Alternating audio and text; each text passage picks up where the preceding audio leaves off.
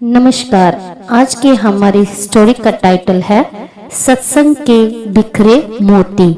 एक बार एक महात्मा जंगल में अपनी साधना में तल्लीन थे। कुछ समय बाद उसकी आंख खुली तो क्या देखते हैं कि 4 सुंदर युवतियां उनके सामने खड़ी हुई हैं। महात्मा जी ने उन युवतियों से कहा कि तुम लोग कौन हो और इस बियान जंगल में क्यों खड़ी हो और कहाँ रहती हो।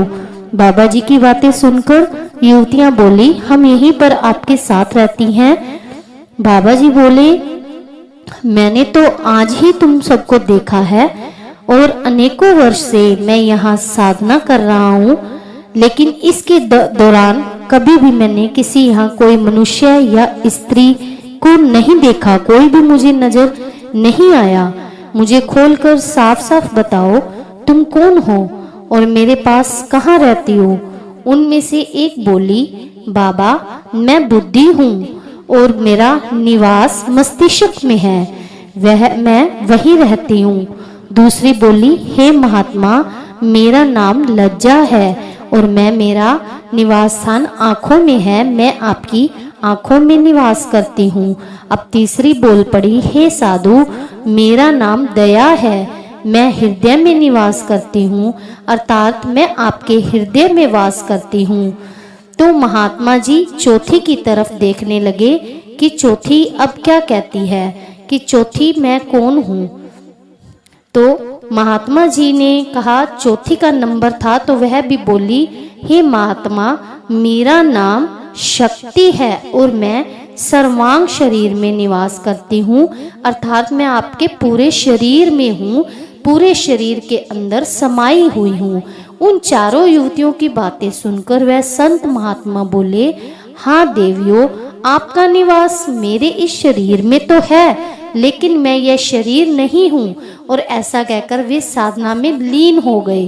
कुछ समय बाद जब उनकी आंखें खुली तो वो क्या देखते हैं कि 4 सुंदर नव युवक सामने खड़े हैं।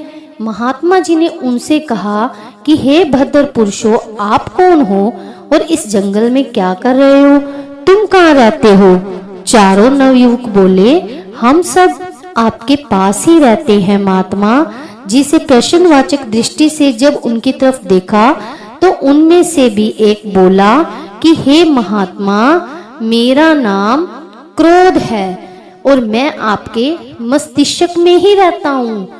इस पर महात्मा ने कहा, मस्तिष्क में तो बुद्धि रहती है, आप कहाँ से रहते हो। इस पर क्रोध ने कहा, हे महात्मा जब मैं आ जाता हूँ तो बुद्धि चली जाती है। तो महात्मा जी कहने लगे, अच्छा तो आप मस्तिष्क में ही रहते हो, अर्थात क्रोध के समय बुद्धि नष्ट हो जाती है। और जब दूसरा युवक बोला, हे महात्मा मेरा नाम काम है, मेरा निवास स्थान आंखों में है। इस पर महात्मा बोले, आंखों में तो लज्जा रहती है। हाँ आपने ठीक कहा, जब मैं आता हूँ तो लज्जा शर्म चली जाती है और मनुष्य माँ बहन पत्नी की पहचान खो देता है। तीसरे भद्र पुरुष ने कहा, महात्मा मेरा नाम लोभ है, मैं हृदय में निवास करता हूँ, परंतु हृदय में तो दया निवास करती है, फिर तुम कैसे। महात्मा बोले। इस पर लोभ ने कहा, जब मैं आ जाता हूँ तो हृदय से दया दूर चली जाती है। अब चौथे की बारी थी। उसने कहा, मेरा नाम मोह है, मैं संपूर्ण शरीर में निवास करता हूँ, परंतु शक्ति के सामने तुम कैसे ठहरते हो। नहीं महात्मा मेरे आने पर शरीर शक्तिहीन हो जाता है और मोह खत्म हो जाता है। महात्मा जी ने कहा, तुम सब ने ठीक कहा, तुम सब मेरे शरीर में ही वास करते हो, परंतु मैं यह शरीर नहीं हूँ, मैं इन सब से परे हूँ, मैं अलग हूँ, मैं साधना कर कर महात्मा बन चुका हूँ। ऐसा कहकर पुण्य अपनी साधना में तल्लीन हो गए। तो अर्थात इससे हमें पता चलता है कि स्वामी जी महाराज ने सत्संग में आगे कहा है कि जब साधक अपने गुरु के मार्ग दर्शन में साधना करते हैं, कुछ समय के बाद उपरोक्त सभी कामनाएं उससे अलग होकर बाहर खड़ी हो जाती हैं और वह निश्चल हो जाती हैं।